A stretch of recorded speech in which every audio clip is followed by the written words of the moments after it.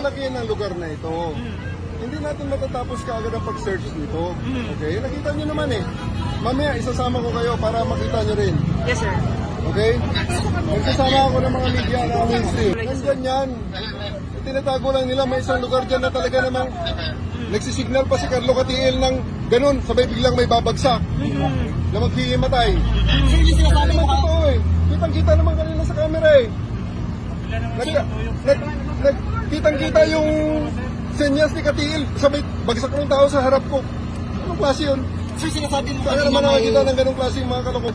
Meron tayong life detector na ginagamit natin pag nag-collapse sa mga structures.